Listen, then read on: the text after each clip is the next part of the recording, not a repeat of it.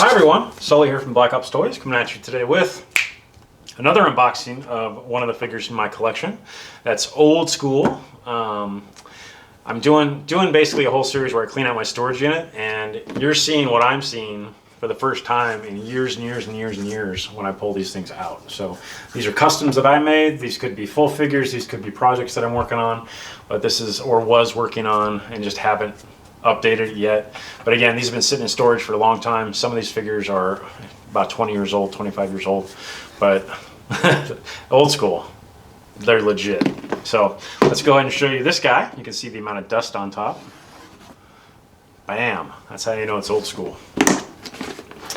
All right, so in a previous video like this, you saw me talk about Playhouse PMC sets, and this right here was basically as a base to that another Playhouse PMC set.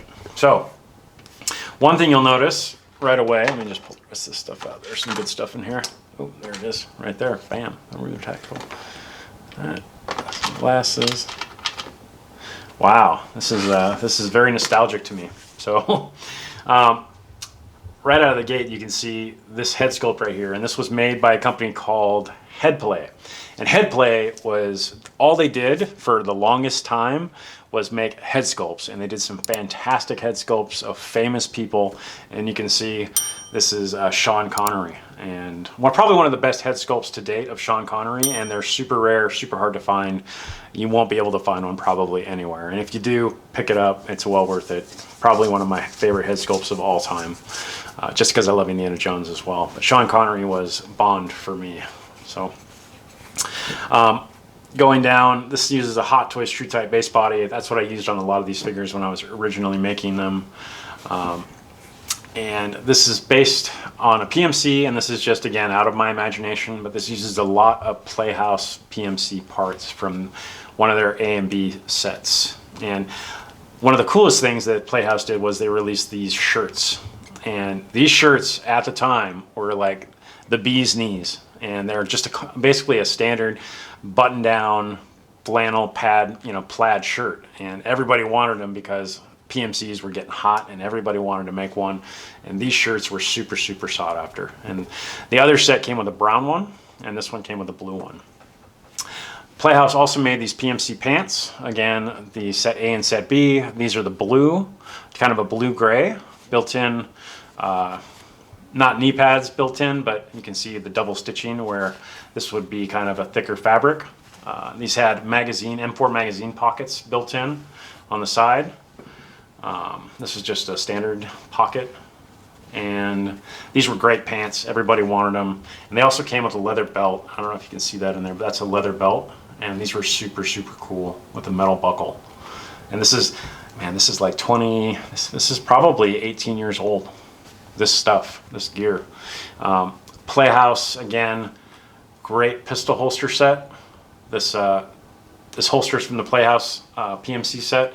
This plate carrier is also from the PMC set. And these were really cool because they held a bunch of magazines, so 3 magazines per pouch. And these Playhouse magazines had the mag poles built in. So these little handles right here, they had those built in. And this set came with, like, I want to say like 10 magazines, which was amazing. 1 for the gun, 3 for each pouch. Another cool thing that this thing came with, let's see what's in there. Oh, this is a knife. So this is a Karambat knife from BBI, and this was from one of their female figures. I believe Bloody Rose, I want to say. But this Karambat, I don't know if I say that right, but these were super, super cool at the time, and everybody wanted them, and you couldn't find them. But the detail level on this was probably would live up to today's standards, no problem. Had a Kydex sheath. You can see how that went in. Super, super cool. Playhouse radio. This right here is a Gerber pouch with a multi-tool inside. This had Hot Toys right here with this knife. That was a Hot Toys knife from back in the day. This is Playhouse quad magazine drop leg pouch, which was awesome. This bag right here was from the Playhouse Black Hawk Down figure, their Hoot figure, and this came with a freaking fantastic figure of the Black Hawk Down Hoot. And Hoot, this bag was killer, great camera bag. Everybody wanted these things, super hard to find. You can see the leather's still all in great shape, but fantastic looking bag, great for camera equipment. And you can see I have a camera with them, and this right here is an old school Hot Toys SLR camera. And these, again, everybody wanted these parts, man. Super, super cool, super high detail. Everybody wanted the cameras. Anything that you could get that was like knick-knacky, people absolutely loved. And stuff like this with this level of detail was, because this right here appealed to collectors and it appealed to camera guys and anybody who appreciated miniatures. Super, super cool. So great camera. And then we have our other LaRue tactical hat. This is the black version, and you can see LaRue tactical with the Texas state on there. But again, super rare, super hard to find, gem of a piece. And then we have a flashlight. This is a Hot Toys old school flashlight with a holster. You can see these today. Damn Toys makes some. Easy and Simple makes some. And then we have Hot Toys hands. You can see these boots. These are Hot Toys Beats again, so peg type, and these are from their British Commander figure. And then we have a Hot Toys knee pad, single. And then, wow, we have an old school 1911, and this is not from the Playhouse kit. This is actually from, gosh, who made that? I want to say Toys City. So Captain Price figure back in the day. Toys City did something, a project with a guy on OSW, and they came out with this pistol, and it was 1911 on a lanyard. But I used that for some reason on this figure. And then you have a PMC rolled up dump pouch here. And this is from Playhouse as well. This is also from Playhouse. But all in all, still one of my favorite figures of all time.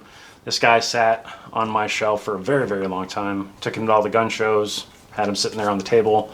A lot of people liked him, and still, you know, holds its value just based on the parts alone on this figure. This holds its value as far as matching up with anything that you have today. There's a couple things that I would change out on him if I wanted to say update, and maybe I will update him just because he is one of my favorite figures of all time.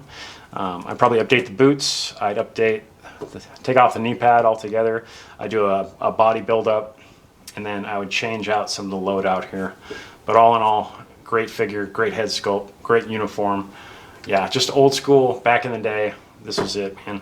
This is the bee's knees. So if you like this video and you want to see more custom kit bashes from way back when, make sure that you follow us on Facebook, Twitter, Instagram, Rumble, YouTube, and the Bathroom Wall to see more exclusive, exciting content like this guy.